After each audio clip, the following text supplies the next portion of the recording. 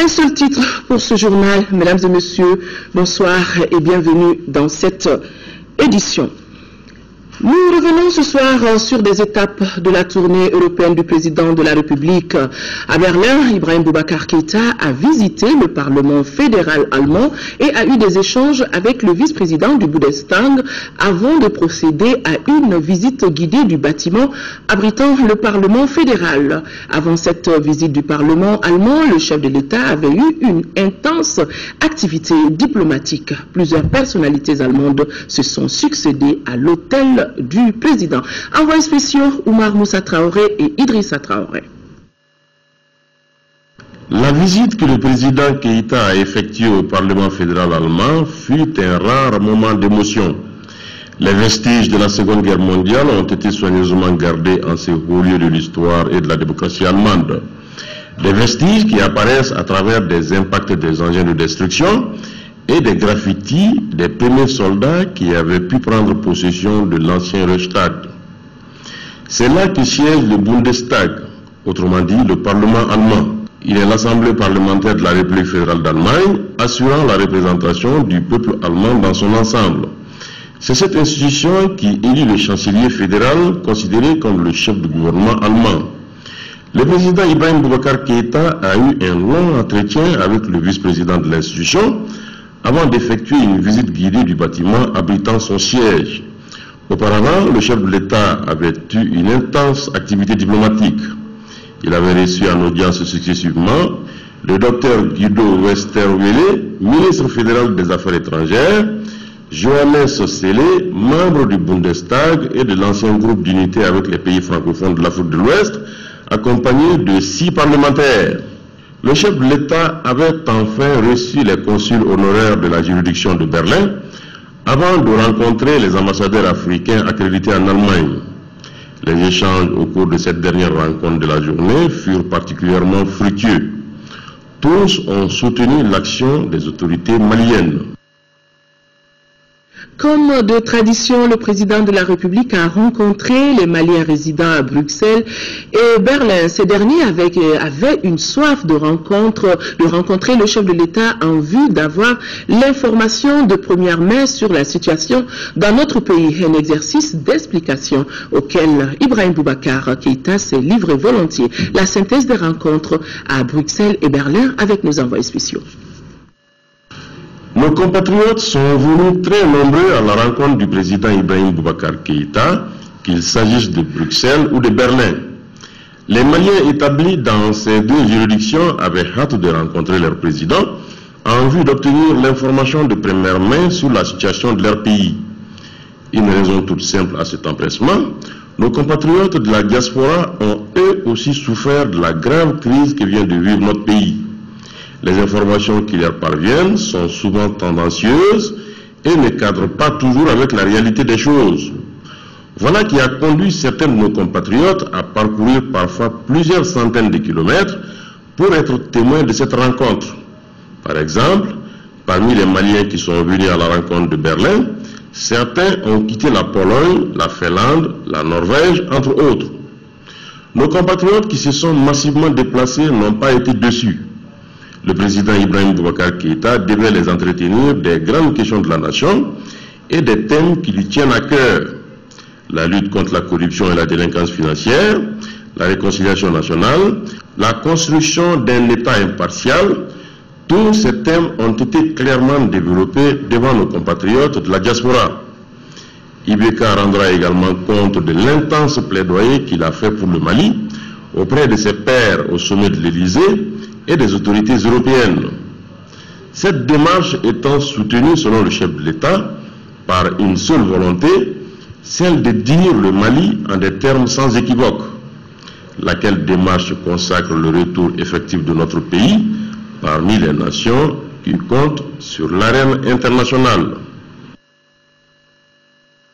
Ce communiqué du gouvernement ce matin, samedi 14 décembre, à 6h30, un attentat terroriste a été perpétré dans la ville de Kidal au niveau du siège local de la Banque malienne de solidarité BMS. Un véhicule bourré d'explosifs a percuté la porte principale de la banque, tuant en plus du kamikaze 2 soldats sénégalais de la MINUSMA et blessant 6 autres personnes dont 5 graves, soit 3 éléments de la MINUSMA et 2 agents de la garde nationale du Mali.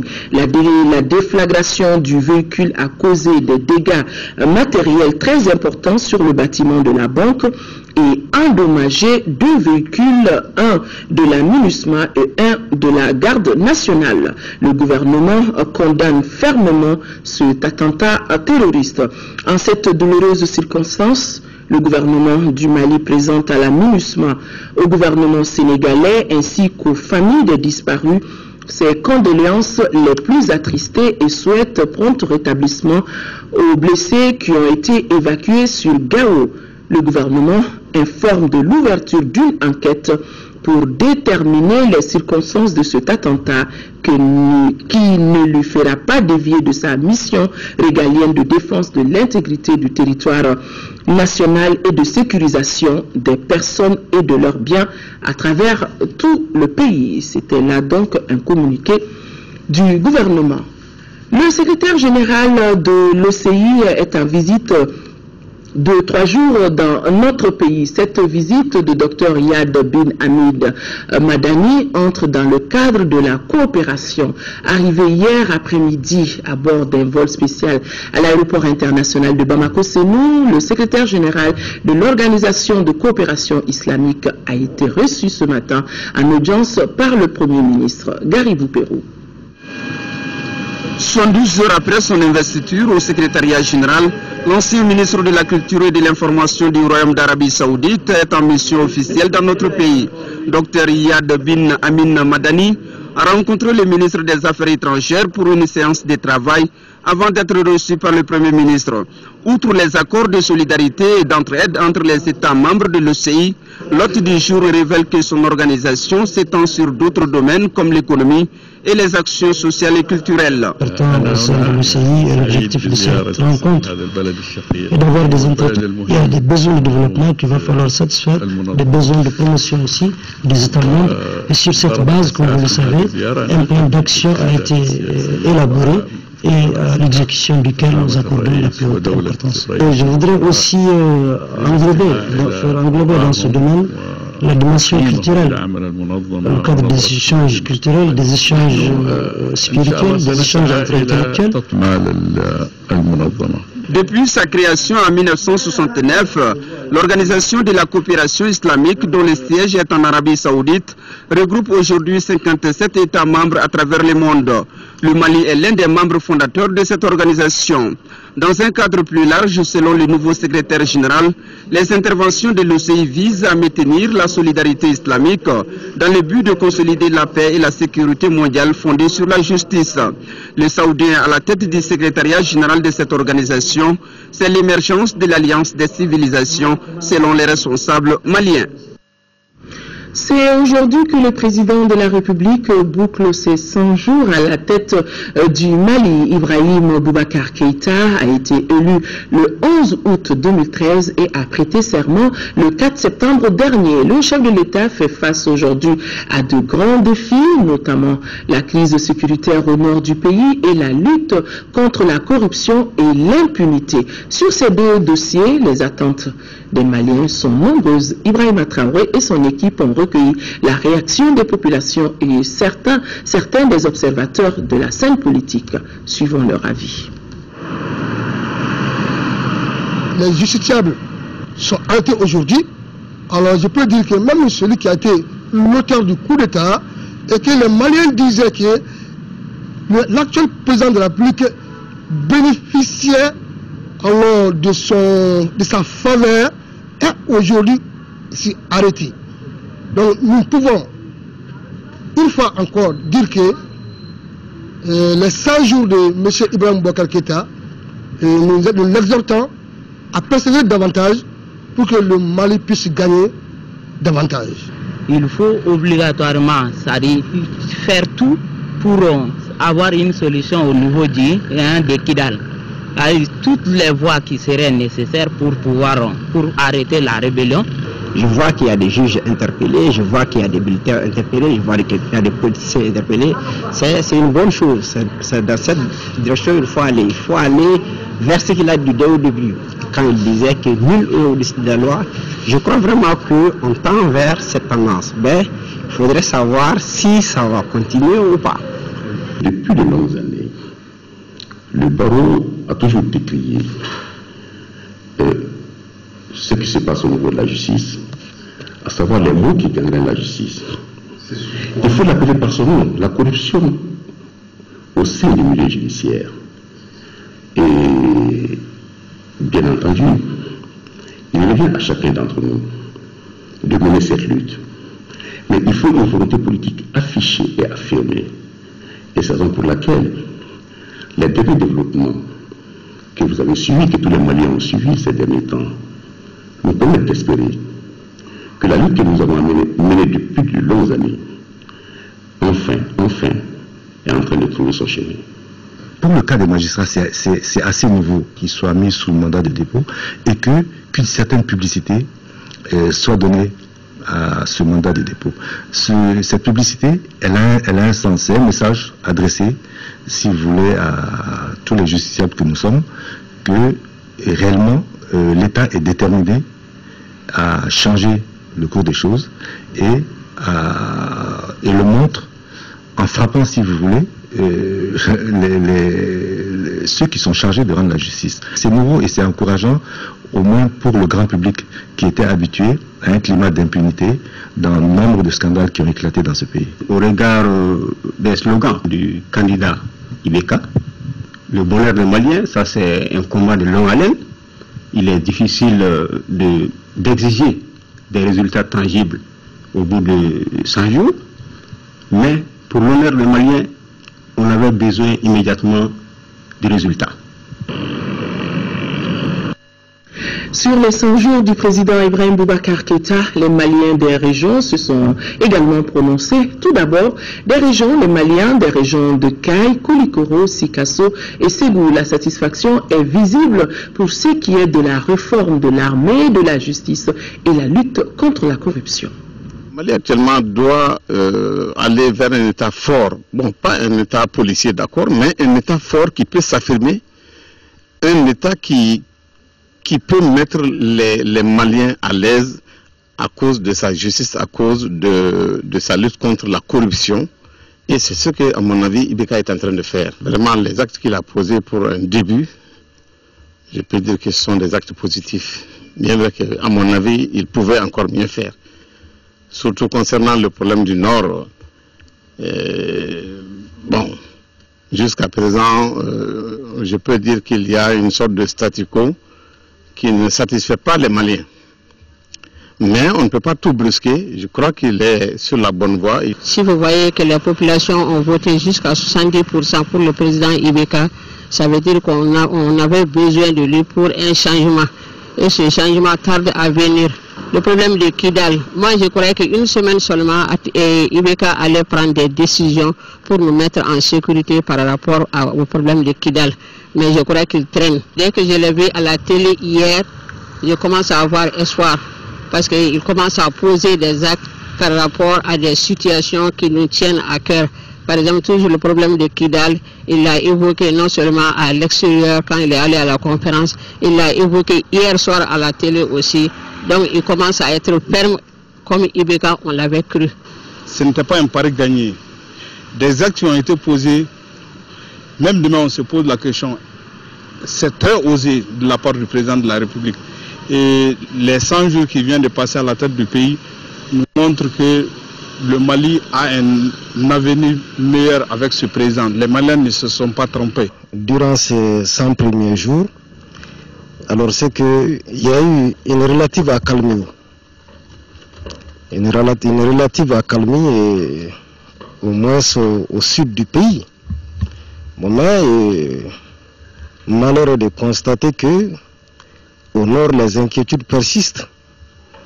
Donc, est-ce que en 100 jours, on pouvait venir à bout de ces lourds défis? Je ne pense pas. Et cependant, je pense que ces 100 jours, alors ouvrent néanmoins la lueur d'espoir. Je pense que le président, il a fait un grand pas. Bon, quand même, jusqu'à présent, nous sommes un peu inquiets par rapport à la justice, mais nous avons l'espoir que, Inch'Allah, ça va aller. Nous avons cet espoir parce que toujours, donnons-lui encore le temps pour que la situation, nous savons que très bien la situation va s'arranger, Inch'Allah. Bon, moi je pense que pour le moment, on peut dire qu'on est sur la bonne voie. Sur la justice, d'abord, nous voyons effectivement que les choses démarrent, puisque avec ce qu'a engagé déjà, ça c'est une très bonne chose. Donc l'assainissement des finances des villes, et surtout l'urbanisation de la ville, parce qu'ils sont dans ce domaine également. Donc, je crois qu'on est en train de faire un pas sérieux dans ce sens. Donc les 100 jours, en tout cas pour le moment, moi je pense que c'est appréciable. Là où nous sommes, nous avons quand même vu quelques actions de sa part qui donnent quand même confiance à l'avenir, parce que surtout avec sa politique de zéro, tolérance zéro, nul n'est au-dessus de la loi, ça promet quand même à la jeunesse malienne de l'homme qu'il faut à la place qu'il faut. Il faut un État fort. Et il faut agir dans ce sens, il faut respecter la chose publique. Au niveau de la réconciliation, en posant déjà un acte comme la création des ministères chargés de la réconciliation et du développement du Nord, les Maliens se fondent sur l'ambition que le président de la République a pour que les Maliens puissent se rassembler dans une nation séculaire. La grande insécurité qui est vers le nord, à mon avis, est en train de trouver sa solution. Vu récemment sa mission dans les pays européens, surtout le franc-parler qu'il a fait en France à l'endroit des dirigeants français, prouve qu'il est engagé pour amener la sécurité au sein de ce pays. Par rapport à la corruption, les événements récents aujourd'hui prouvent que le changement véritable est en train de venir et que le changement véritable se fera. Si l'élan qu'il a entrepris aujourd'hui, s'il reste dans cet élan, je pense que le changement va venir. Pour le moment, moi, je préfère me réserver. Pourquoi? Oui. Parce que je considère qu'il n'a pas fait un grand temps. Pour moi, il y a un progrès. Bien que peut-être il y a des insuffisances. Certaines couches pensent qu'il n'a rien fait, non. Ibeka n'est pas un dieu. C'est un être humain comme toi et moi. Il n'est pas non plus venu avec un capital de sa famille. Et c'est nous qui avons dit qu'on fait confiance à Ibrahim Boubacar Keïta, on l'a choisi parmi tant d'autres. Son record a été exceptionnel dans la République du Mali, depuis les années 60 jusqu'à maintenant. Il ne peut pas, lui seul, d'un coup de bagon magique, redresser le Mali. C'est nous qui le supportons. C'est nous qui devenons ses supports, ses piliers, par notre soutien constant de tous les jours. Nous, en tant que Maliens qui l'avons élu, aussi bien que la communauté internationale, je crois que cet homme, il est sincère. Pour le moment, 100 jours, ce n'est rien. Ce qu'il est en train de faire, s'il continue comme ça, dans les jours à venir, il va avoir un meilleur résultat. Pour ceux qui sont instruits, tout le monde sait que 100 jours de pouvoir, on ne peut pas tout gérer dans les 100 jours. Voilà. Ce que je vois quand même, il n'y a pas de problème pour le moment. Jamana Sariako Tabou Fanfelala a prévu Baïra. Parce que Nimbaïra Hal Fantauna, vraiment, Maintenant, partons à Mopti, Tombouctou, Gao et Kidal. Dans ces régions, l'accent a été mis sur le retour de la paix, même si elle est encore fragile. Rien vu d'abord, mais peut-être dans l'avenir. C'est tout ce dont j'ai à dire. La situation du Mali est vraiment dure pour le moment. Donc, il a trouvé que tout est pêle-mêle. D'un seul coup, apprécier quelqu'un, c'est difficile. Donc on doit se patienter et voir et attendre le résultat de son pouvoir. Pour 100 jours, il est difficile d'apprécier réellement ce qu'il a fait. Il est difficile et je pense que l'espoir est en train de naître et nous attendons de lui pendant ces prochains jours pendant ces prochains mois, pendant ces prochaines années, beaucoup de réalisations dans les promesses qu'il a tenues pour les Maliens, surtout la sécurité au nord. Ce qui nous préoccupe beaucoup, c'est le nord là. Bon, jusqu'à présent, le nord, quand même, les Maliens n'ont pas eu beaucoup de satisfaction d'abord. On peut espérer. Le pouvoir, c'est toujours comme ça. Bon, il y a des hauts et des bas. Alors, donc, nous espérons vraiment qu'il est dans la légalité des choses et nous y croyons très sincèrement. Pour moi, il a fait des actes pour lutter contre la corruption d'abord. Il a fait beaucoup de choses quand même, vraiment. Il faut reconnaître. La réconciliation, ça vient aussi tout doucement, mais seulement je pense que les gens ont vraiment besoin de parler entre eux, parce que quand on parle de ces assises-là de forum et de réconciliation, je pense qu'il faut partir à la base. Il faut toucher d'abord les communautés eux-mêmes qui sont vraiment intéressées, les intéressés même, j'allais dire, les communautés de base qui sont dans les villages, dans les hameaux, avant de venir vraiment dans la grande ville. Parce que déjà dans la grande ville, je pense que tout va bien, et chacun connaît qui est qui, et c'est très facile de se réconcilier entre nous-mêmes. Mais c'est dans les villages, on n'a pas vu d'abord le retour de l'administration, ce n'est pas là. On demandait aux enseignants d'aller en bourse, il n'y a pas l'administration. Hein? La plupart des enseignants qui sont partis aussi, la majorité n'a pas de retour encore. Hein? Pourquoi tout ça là? Voilà le côté négatif là. Sinon vraiment son arrivée c'est salutaire, on s'attendait à beaucoup de choses. Voilà. J'étais étonné d'entendre l'autre jour seulement que le Mali occupe la 3e position après le Niger et le Cameroun en Afrique, en termes de pays corrompus. C'est malheureux, mais c'est là qu'il doit vraiment mettre le paquet. Dans la justice, il y a des choses positives, telles que l'arrestation de Sanogo. Mais il y a des choses aussi qui nous froissent, telles que les rebelles qui n'ont pas été jugés. Donc pour moi, il faut les juger. Pour l'avancée de la paix, c'est très très nécessaire. Sinon d'autres reprendront tant que ce serait des fautes impunies. Je vois que les choses commencent à s'améliorer. Parce que là où les juges ont été arrêtés par rapport à la lutte contre la délinquance financière, ça c'est déjà quelque chose. Ça veut dire qu'on est en train d'avancer. Il faut que les Maliens lui donnent au moins un peu de temps. 3 mois c'est vraiment peu pour un bosseur. Donc il faut vraiment la passer. Si Beka continue comme ça, ça va aller, Inch'Allah. Vraiment ça va. Ça va un peu pour le moment.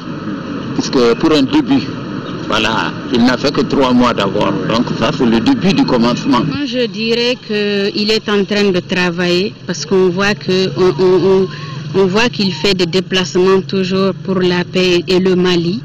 J'ai vu vraiment un grand changement parce que les gens sont en train de revenir. Il y a le calme avec les forces armées, MINUSMA et l'armée malienne.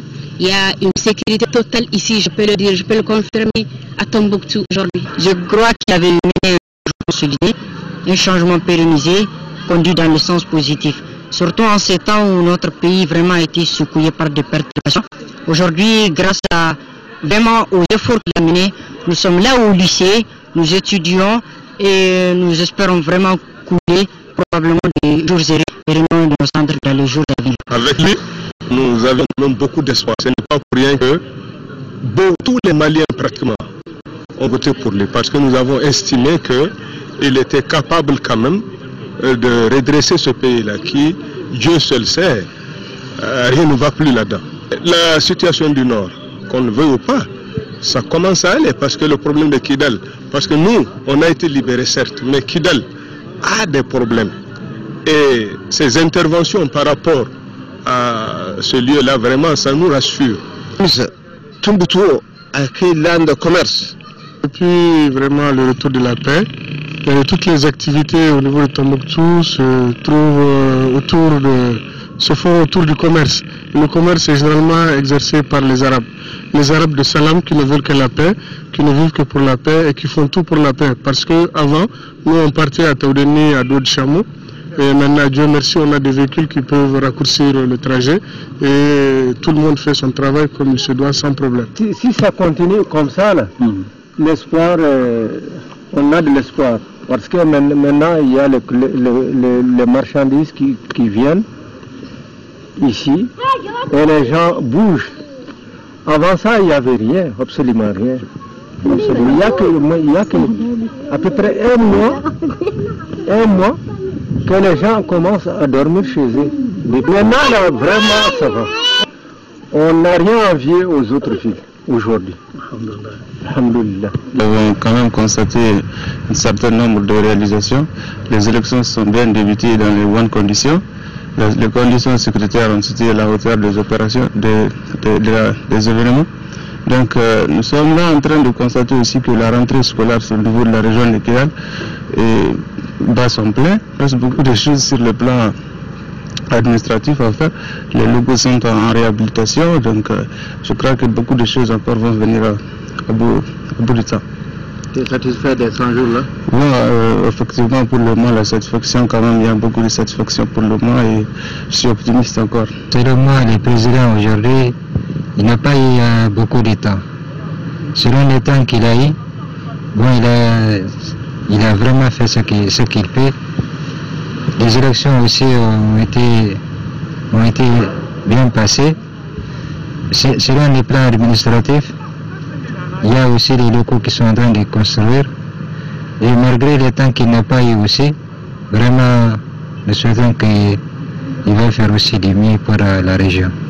Je suis très contente car en si peu de temps, Ibeka a assis les bases de développement du Mali. Son gouvernement est constitué d'hommes, de femmes qui aiment le développement du Mali. Or, qui dit développement cherche la paix, la sécurité grâce à leur patience. Ils ont pu organiser les élections ici à Kidal, par exemple les bâtiments administratifs libérés, la radio, la télévision sont acceptés. Vous savez, le Mali était trop gâté. Ce n'est pas en 3 mois qu'on redresse ce pays. Je souhaite vraiment la paix dans la région de Kidal. C'est pourquoi à Kidal, Ibeka et son équipe doivent régler le problème d'insécurité à Kidal. Sinon, Kidal ne serait jamais développé. L'école aussi est fermée. Les enfants des pauvres sont encore à la maison, dans la rue. Depuis l'arrivée de Ibeka au pouvoir, le Mali a eu un bon chemin pour démarrer son développement. Nous qui sommes à Kidal, nous sommes pressés car nous sommes en insécurité. On doit ouvrir l'école le plus vite que possible. Sinon, c'est pas bon. Restons à Kidal. Après plus de 2 ans d'absence, les signaux de la télévision et de la radio nationale sont maintenant captés dans la région grâce à une équipe d'ingénieurs en mission dans la région. Après d'intenses travaux au centre TV-FM et à la station régionale, cette équipe est parvenue à mettre en marche le groupe électrogène, les émetteurs radio et TV. Cet acquis a été largement salué par la population. Reportage Kidal, Tchemoko Sagara et Sidi Kibalo. L'absence de la télévision et de la radio nationale du Mali est désormais un triste souvenir dans la région de Kidal. La radio nationale est captée à Kidal, tout comme les images de la télévision nationale. Cela grâce à une équipe d'ingénieurs qui a réalisé un travail de fourmi au niveau du centre TV-FM et à la station régionale de l'ORTM Kidal. Ici, les travaux sont axés surtout sur le groupe électrogène, les émetteurs et l'état des lieux après le passage des groupes armés. C'est une ouverture aujourd'hui pour nous, à Kidal, d'écouter la radio nationale et puis la télévision nationale. Donc on n'aura plus besoin d'antenne parabolique pour essayer de voir la télévision nationale. À ce jour, les émissions de la station régionale ne sont pas fournies, mais sa fréquence, c'est-à-dire la 97.5 MHz, permet aux populations de Kidal de suivre les émissions de la radio nationale diffusées en français et dans toutes les langues nationales du Mali, dont le tamashek et l'arabe. Extrêmement médiatique qui permet à un individu et à un autre de savoir et de comprendre, de recevoir des informations et des images est très utile pour la population. C'était très longtemps que les gens attendaient les images du Mali. Aujourd'hui, en direct, les gens ont les images du Mali à Kidal, parce que avant ça, tout le monde regardait le Mali à travers les antennes paraboliques. Et ce n'est pas n'importe qui a les moyens pour payer ces antennes paraboliques. Et aujourd'hui, si les gens ont directement les images du Mali à partir des antennes simples, c'est une fierté pour moi et j'en félicite beaucoup leur thème. Quant à la radio aussi, on écoute la radio 5 sur 5. Dans les familles, la joie est encore plus grande car selon les membres de cette famille, la radio et la télévision constituent une véritable vitrine d'un pays et une référence pour les élèves. L'actualité sur un autre chapitre avec l'inauguration prochaine de la centrale hydroélectrique de Felou et celle de Gouina, la société de gestion de l'électricité de Manantali disposera de 200 MW pour porter sa capacité à 500 MW, ce qui devrait lui permettre de faire face au déficit en électricité dans les États membres de l'OMVS. Pour le directeur général de la SOGEM, la réalisation de ces ouvrages de seconde génération s'inscrit dans le cadre de l'accroissement de la production d'énergie. Nous écoutons Cheikh Ould Beda, il est au micro de Mamari Kone. La SOGEM, en tant qu'organe opérationnel de l'OMVS en matière d'énergie, est chargée de produire et de transporter l'énergie afin de satisfaire les besoins de nos populations dans les différents pays de l'espace OMVS. Et à cet effet, elle gère aujourd'hui la centrale de Manantali, une centrale de 200 mégas, dont aujourd'hui la situation est très particulière. Au bout de 3 ans, nous aurons pratiquement une puissance installée qui avoisine les 500 MW, avec un productible qui est aussi autour de 1600 gigawattheures par an. Ceci aussi va s'accompagner du développement du réseau de transport hydroélectrique, le transport de cette énergie hydroélectrique, car aujourd'hui nous gérons un réseau de 1750 km. Il est d'ailleurs le plus important au niveau de la sous-région de l'Afrique de l'Ouest. Mais nous envisageons aussi des extensions sensibles de ces réseaux qui vont nous permettre de facilement accéder aux endroits où la desserte n'a pas été suffisamment développée auparavant.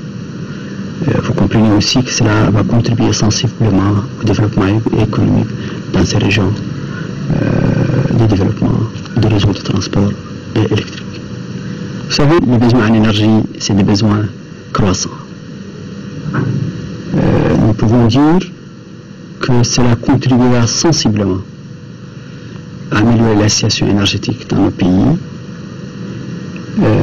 et particulièrement en matière d'équilibre budgétaire pour les différentes entreprises d'électricité dans nos pays, parce que c'est l'énergie à base de l'hydraulique, c'est une énergie de bon marché, où le prix du kilowattheure est véritablement l'un des moins importants en matière de sources énergétiques actuellement. Ceci certainement va être accompagné aussi de la mise en service des centrales importantes au niveau de la sous-région. Je citerai par exemple ici la centrale à charbon au niveau du Sénégal, mais aussi la centrale à gaz en Mauritanie. L'inauguration de la centrale hydroélectrique de Felou dans la région de Caille aura lieu mardi prochain en présence des chefs d'État membres de l'Organisation pour la mise en valeur du fleuve Sénégal. Fin cet après-midi du colloque sous-régional de haut niveau sur la criminalité transnationale. Une panoplie de recommandations à sanctionner ces assises de 3 jours qui ont réuni les procureurs d'Afrique de l'Ouest et francophones pour mener une lutte farouche contre les criminels. Les procureurs recommandent l'élaboration des mandats ouest-africains contre les criminels et autres terroristes. Mohamed Jarrah. En Arrivant à Bamako, les procureurs francophones de l'Afrique de l'Ouest avaient à cœur de mettre en place un arsenal juridique efficace pour lutter contre la criminalité transnationale organisée et le terrorisme. Et conformément à cet esprit, des tables rondes ont été organisées pour revisiter tous les accords que les pays africains ont signés. Et désormais, la coopération internationale en matière pénale est en marche afin de mettre un frein aux ambitions démesurées des terroristes. Mais pour parvenir à une meilleure exécution de cette décision, les procureurs recommandent l'adoption d'un texte unique qui fédère les principaux instruments régionaux et sous-régionaux existants. Réfléchir aux possibilités, aux modalités et au périmètre d'un mandat d'arrêt ouest africain. Harmoniser les législations nationales. Adapter les législations afin de prévoir des régimes dérogatoires aux droits communs pour le traitement de la criminalité organisée. Ces recommandations pourraient avoir les effets escomptés à condition que les acteurs montrent le bon exemple, d'où cet appel du secrétaire général du département de la justice. L'ambition des plus hautes autorités, c'est de parvenir à une justice assainie dans l'intérêt du peuple malien tout entier, au nom duquel elle est rendue. En effet, pour pouvoir punir ou sanctionner les autres, il faut que ceux en charge de cette mission soient eux-mêmes au-dessus de tout soupçon. Selon Bouya Dambélé, le Mali est sur cette voie, en témoignent les récentes arrestations au niveau de l'appareil judiciaire. Les récentes poursuites engagées à l'encontre de certains magistrats, greffiers ou clercs d'huissier participent de cela. Ce n'est point une chasse aux sorcières, mais c'est simplement une application de la loi. À l'issue des travaux, des motions de remerciement ont été adressées aux autorités maliennes, à l'Organisation internationale de la francophonie et à l'Association internationale des procureurs et poursuivants francophones pour leur attachement à la démocratie et à l'état de droit. Rendez-vous est pris pour 2014 pour l'évaluation de la mise en œuvre des recommandations de Bamako. Qu'est-ce que la rencontre de Bamako a bien pu apporter à la justice malienne? Yaya Konaté a posé la question au président et au secrétaire général de l'Association internationale des procureurs et poursuivants francophones. Nous les écoutons.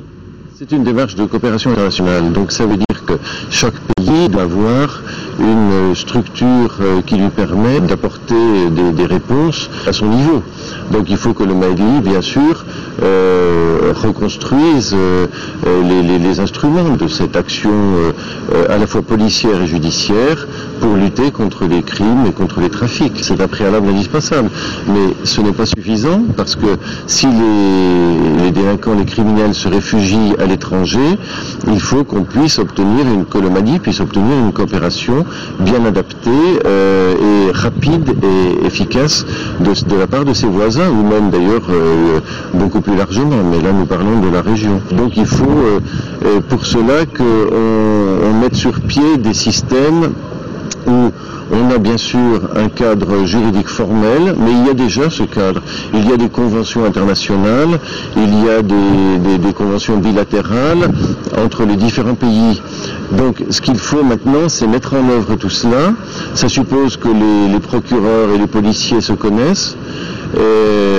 Ça a été extrêmement riche, ce colloque, pendant 3 jours, avec des policiers et des procureurs qui vraiment ont beaucoup participé et ont manifesté un souci de se connaître précisément et de développer des réactions très rapides, plus rapides, moins de papier si vous voulez, plus de flexibilité et d'efficacité dans les réponses. Dans le contexte actuel, elle permettra d'abord d'assumer l'indépendance des services de poursuite et ensuite de crier haut et fort la nécessaire collaboration entre les partenaires régionaux dans la recherche de solutions rapides et efficaces d'échange d'informations dans la poursuite des délinquants. Alors en ce moment, on convient que c'est la grande chose. Alors il faut aussi, et peut-être pas dans l'immédiat, discuter des législations que nous avons et qui nous permettent de combattre la criminalité. Évidemment, changer une législation, ça prend un peu de temps, mais les paramètres de coopération, si on peut les installer. Alors ici, ça a été le moment d'augmenter la solidarité entre les partenaires régionaux et internationaux et de souder notre coopération. Et je pense que ça va se traduire très rapidement sur des impacts sur la capacité des services de poursuite maliens à répondre aux crimes qui ont été commis. Restons dans le domaine de la justice avec ce face-à-face du ministre de la Justice devant les directeurs de publication. Maître Mohamed Ali Bachili était donc le deuxième invité des directeurs de publication. Par rapport aux arrestations des 6 magistrats et Amadou Aya Sanogo, le ministre a expliqué que seuls les juges peuvent qualifier les faits selon leur découverte. Nous retrouvons Moïse Traoré. L'invité de la deuxième édition du Forum des directeurs de publication est le premier responsable du département de la justice. Plusieurs sujets brûlants sont évoqués. Comme dans le cas de l'arrestation du général Amadou Aya Sanogo, la qualification des faits revient au seul juge. Une instruction, tout le monde sait que ça se développe, ça se construit. Donc c'est les faits qui commandent l'instruction. C'est les faits qui commandent l'évolution de la procédure. Donc si les faits ont évolué, la procédure s'ajuste. La lutte contre la corruption passe par l'assainissement du corps de la justice. Il a été question de justice transitionnelle qui, selon le panéliste, ne peut aboutir sans écoute des victimes réfugiées dans les pays voisins. Quant aux critères de mutation des magistrats, M. Batili se demande s'il n'y a pas incompatibilité que des syndicalistes siègent au sein du Conseil supérieur de la magistrature qui décide des affectations. Pour faire bref, la réforme judiciaire prendra en compte le recouvrement des amendes et l'actualisation de la formation des magistrats. Législative de demain, le réseau ONG d'appui au processus électoral a animé une conférence de presse. À travers cette rencontre, les responsables du réseau ont informé les hommes et femmes des médias sur les dispositions entreprises pour la réussite du deuxième tour des législatives. Nous retrouvons le point de Abdrahman Meiga. À ce second tour des élections législatives, le réseau ONG d'appui au processus électoral au Mali continuera à assister le gouvernement pour la réussite du processus électoral. Cet appui concernera la mobilisation de 3300 observateurs sur le terrain. Ces agents vont, à travers le pôle d'observation électorale citoyenne, envoyer des renseignements sur le déroulement du vote. Ce système importé des pays voisins permet aux experts d'accéder en temps réel aux informations sur le déroulement du processus. Pour le premier tour des élections législatives, nous avons déployé 3700 observateurs sur le terrain. Et pour le deuxième tour des élections législatives, tout le monde sait qu'il y a des circonscriptions qui ont été remportées dès le premier tour. Donc dans la région de Kidal, nous n'aurons pas d'observateurs. Cela fait que nous avons réduit le nombre d'observateurs. Actuellement, nous sommes dans la fourchette de 3300 observateurs sur le terrain, qui sont bien sûr encadrés par 200 superviseurs, coordinateurs et points focaux. Avec ce processus et grâce à la plateforme Malivote, les experts peuvent directement orienter les autorités sur les irrégularités constatées lors du processus.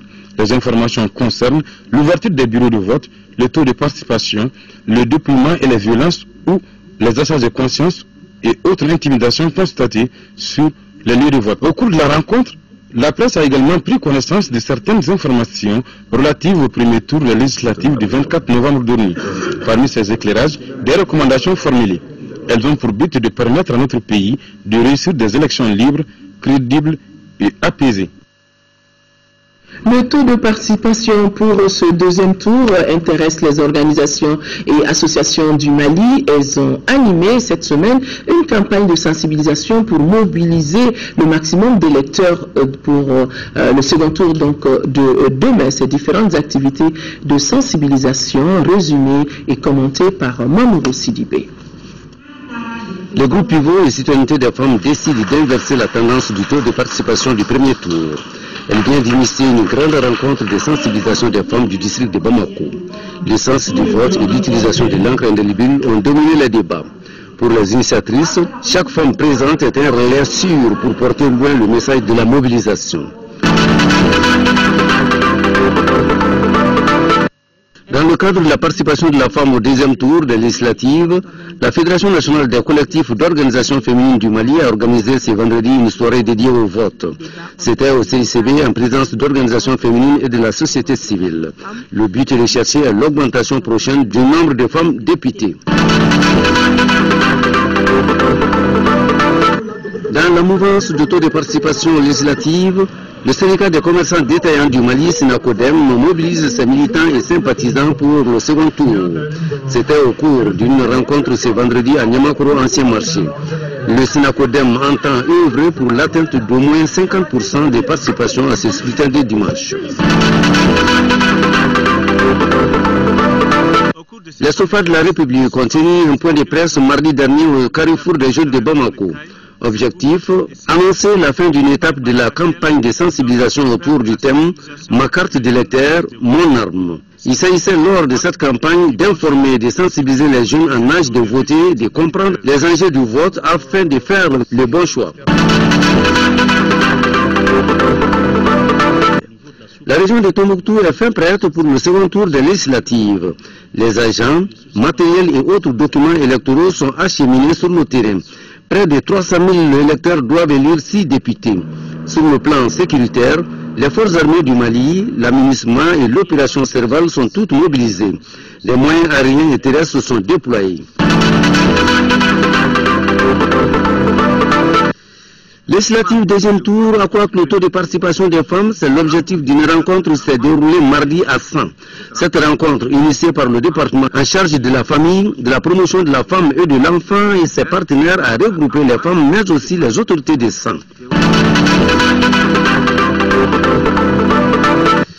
La participation accrue des femmes et des jeunes de la circonscription électorale de Sikasso au second tour des législatives, le sujet était au centre d'une campagne de sensibilisation. C'est une initiative de la direction régionale de la promotion de la femme pour booster le taux de participation de cette couche numériquement importante.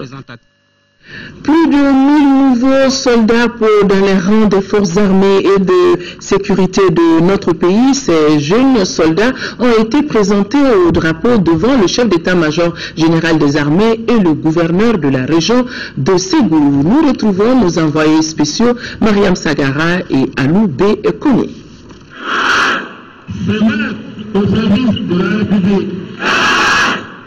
C'est ce jour 13 décembre 2013 que ces 676 recrues donnent leur sang pour la défense de la patrie devant le drapeau.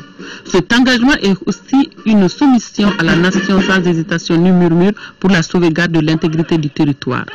Les 1000 engagés volontaires ont reçu une formation technique et tactique sous la commande d'un officier combattant farouche de première ligne contre les djihadistes à Kidal en 2011. Son ambition, donner aux forces armées maliennes des soldats capables de faire face aux ennemis les plus redoutables. Le centre a ouvert ses portes le 19 juin 2013 avec 1000 recrues.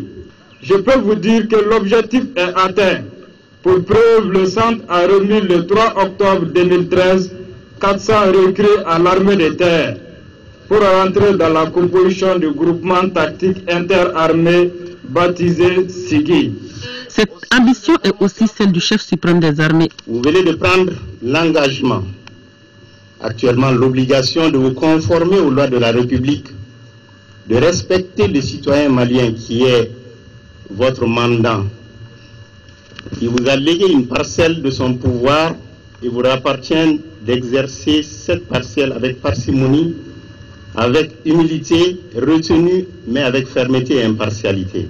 Vous devez servir avec loyauté et dévouement. Vous allez honorer le drapeau emblème de la nation. Vous allez proscrire tout acte, tout propos, toute attitude ou comportement contraire à l'intérêt national, à l'éthique ou à déontologie, et vous serez tenu personnellement responsable de tout acte que vous poserez à l'encontre de ces dispositions. Je souhaite réitérer mon appréciation à l'administration pénitentiaire et de l'éducation surveillée pour nous avoir fait confiance afin de contribuer à la formation initiale de leurs agents. Le chef d'état-major général des armées a saisi cette occasion pour rappeler à tous les militaires que la cohésion au sein de l'armée malienne illustre sa victoire sur un théâtre d'opération. Ces principes, selon lui, sont basés sur les rudiments de connaissances qui forgent l'esprit d'équipe et donnent la force au collectif des militaires. Un acte indispensable pour les futures missions. Pour lui, la discipline sera désormais de rigueur en tout lieu et en tout temps afin de répondre aux idéaux du chef suprême des armées. Lancement ce matin ici à Bamako de la seconde phase de vaccination contre le cancer du col de l'utérus. Plus de 7000 filles âgées de 9 à 13 ans sont concernées par cette campagne. Nous retrouvons Ramata Konate. Le second passage du vaccin Gardasil concerne plus de 7000 filles âgées de 9 à 13 ans. Ce vaccin vise à prévenir le cancer du col de l'utérus chez ses cibles. Pour atteindre cet objectif, il faut administrer 3 doses suivant un calendrier particulier. Les deuxième et troisième doses devront respectivement être injectées 2 mois et 6 mois après la première dose. Pour le respect de ce calendrier, l'implication des leaders communautaires et des parents est nécessaire. Au dire des spécialistes de la santé, le cancer du col de l'utérus tue dans le monde plus de 200 000 femmes par an. Pourtant, il existe des moyens pour venir à bout de cette maladie. Le premier, c'est la prévention. Vaccinez-vous. Faites vacciner les filles. Le deuxième, c'est le dépistage chez les grandes personnes. Pour l'instant, le district de Bamako et la commune rurale de Narena sont les zones couvertes par cette campagne. Des actions sont en cours pour couvrir tout le pays. Les dispositions ont été prises pour que dans les temps à venir, ce vaccin puisse être administré gratuitement à l'ensemble de la population. Maintenant, c'est une entreprise avec nos partenaires et je pense que les perspectives sont bonnes. À titre de rappel, la première phase de cette vaccination s'est déroulée il y a 14 mois. Elle a permis de vacciner environ 4000 filles de 9 à 13 ans. La salle de conférence du Conseil national du patronat du Mali a abrité la première assemblée nationale de l'ordre des architectes du Mali, exercice 2013-2015. C'était ce matin le compte-rendu des activités menées par le bureau et la présentation du plan d'action était inscrit à l'ordre du jour, nous dit Moussa Fane. Cette première assemblée générale ordinaire de l'ordre des architectes du Mali, exercice 2013-2015, est une occasion pour les responsables du bureau de faire le compte rendu des activités menées et de procéder à la présentation du plan d'action. Il s'agit aussi de débattre de façon constructive des problèmes auxquels est confronté le Conseil de l'ordre des architectes. Les professionnels du secteur des bâtiments entendent relever les défis. Les professions d'architectes, d'ingénieurs conseils, d'urbanistes et de géomètres experts s'imposent aujourd'hui comme des véritables leviers et support pour la transformation de notre environnement physique. L'effondrement des immeubles à Bamako nous interpelle et nous met face à notre responsabilité. C'est l'architecture qui marque l'identité du Mali. Il y a des valeurs sûres de l'architecture qui doivent être transmises aux générations futures par les styles de construction. Je pense par exemple aux logements sociaux qui sont en train de se faire. Le secrétaire général du ministère de l'Urbanisme et de la Politique de la Ville a assuré les uns et les autres de l'accompagnement de son département. Le département de l'Urbanisme et de la Politique de la Ville est tout à fait déterminé aujourd'hui à vous accompagner. Ce département est conscient vraiment des enjeux, de ce que vous représentez pour ce pays. Des missions aussi qui sont assignées à ce département qui est aujourd'hui de promouvoir le développement urbain. Vous jouez un rôle extrêmement important là-dedans. Auparavant, une minute de silence avait été observée en la mémoire des architectes qui nous ont quittés il y a peu. De la culture dans ce journal, Tanini Bougou, autrement dit la cité de ceux qui cherchent le pain quotidien. Alors vaille que vaille, le nouveau côté bas de la compagnie Blomba a été présenté hier soir par Wokloni Studio en partenariat avec la Fondation internationale pour les systèmes électoraux. C'était à la faveur d'un spectacle théâtral qui avait pour cadre le Centre international de conférences de Bamako. Retour sur cette soirée de rire de près de 2 heures de temps, nous dit Modibo Soirée. Excellence, monsieur le maire, ite mingalama, La représentation de cette pièce satirique intitulée Tanyembuku s'inscrit dans le cadre de la série d'activités menées par AFS pour sensibiliser la population sur l'importance de son implication dans le choix des dirigeants ou des élus. Nous travaillons pour la promotion des élections libres, transparentes et démocratiques. Nous voulons mobiliser la population à participer massivement aux élections, comme par exemple on a vu lors de la présidentielle, et nous souhaitons voir la même chose pour les législatives. Par conséquent, nous utilisons le divertissement pour donner des leçons de démocratie aux populations. Dans cette pièce, le maire de Tanyembuku est un cadre supérieur de son état et très proche des citoyens. Mais il a l'esprit fort occupé par un sport bien connu, le Tanyini, la chasse à l'argent. Avec son acolyte Bablé, il complote de liquider Tanyembuku et de partager la recette avec tous les citoyens. Au finish, Gimba, le maire de Tanyembuku, et son complice arrivent à leur fin sans difficulté. Ils ont trouvé preneur. Tanyembuku est soldé, terrain vierge est viabilisé, mosquée, cimetière, place publique, église, école, route, même la mairie, tout y passe. Ce qui m'a le plus marqué, en fait, c'est que ça parle de la société. On retrouve ce qui se passe réellement, en fait, et je pense que c'est une très très bonne leçon de morale, et j'espère que les gens en sortant d'ici vont plus réfléchir encore, et que c'est le pays qui importe le plus, et non pas l'intérêt personnel. Avec tous les engouements qu'ils ont mis, c'est un message qu'on lance à tout le monde d'aller voter. Ces nouveaux spectacles style Koteba retracent donc notre vie au quotidien, l'environnement dans lequel nous vivons. Bref, la pièce nous invite surtout à une réflexion sur la vie citoyenne dans un contexte particulier. On rit, mais en fait, au fond, on apprend aussi et on se remet en question soi-même. Je pense que c'est très important. Vivement que l'ensemble des électeurs puissent voir ce spectacle-là, puissent s'en inspirer pour que la gouvernance puisse s'améliorer dans notre pays. Au moment où on est engagé dans la consolidation des institutions de la République à travers des élections apaisées et crédibles, il est important qu'on ait des programmes du genre pour sensibiliser et informer l'électeur par rapport aux enjeux, par rapport au mode de vote et par rapport à comment renforcer la démocratie. Tanyembuku, à l'instar des autres Koteba, est un mécanisme social en forme de satire collective traditionnelle joué sur le mode burlesque dans les villages de l'ère Mandinka.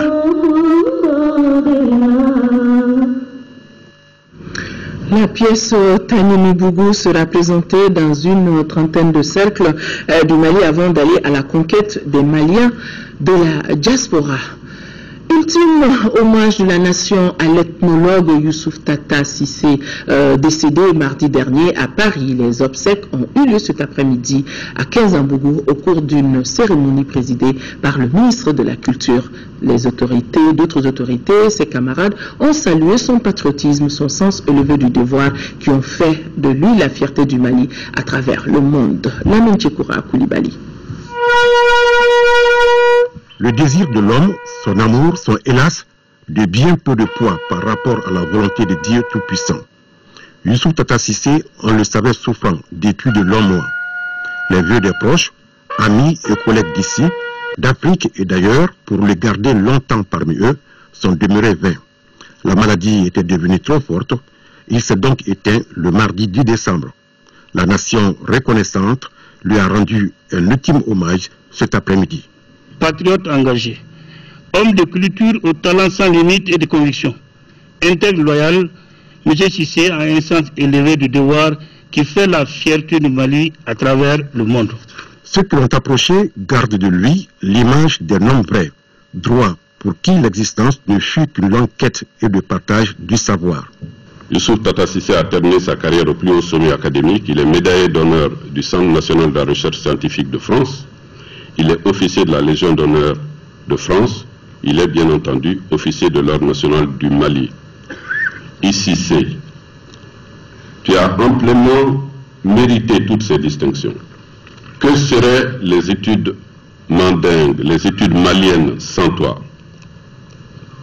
Nous sommes nombreux à avoir été à tes côtés à certains moments et à avoir rêvé, à avoir imaginé de te voir dans un projet qui puisse te donner les moyens, les ressources, les espaces, les supports, les tremplins, afin que tu t'adresses à des cercles encore plus élargis. Car c'est la vocation des monuments humains comme toi, de dispenser leur savoir au sein et en dehors de l'école, comme un grand Karamoko.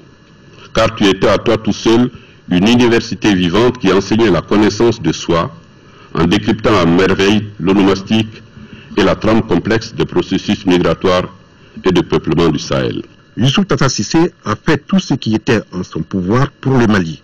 Telle est la leçon à retenir de sa vie.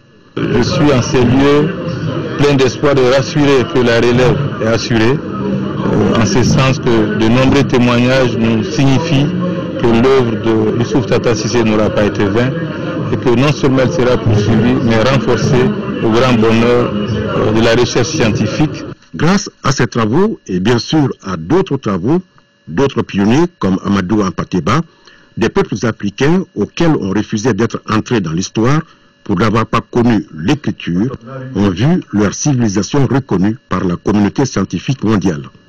Pour cela et pour ses qualités sociales, ne lui faisons pas l'affront de notre peine, soulignent ses amis et camarades.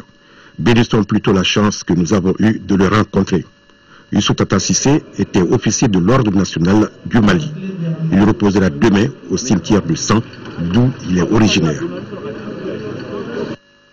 Youssouf Tata Cissé est décédé à Paris.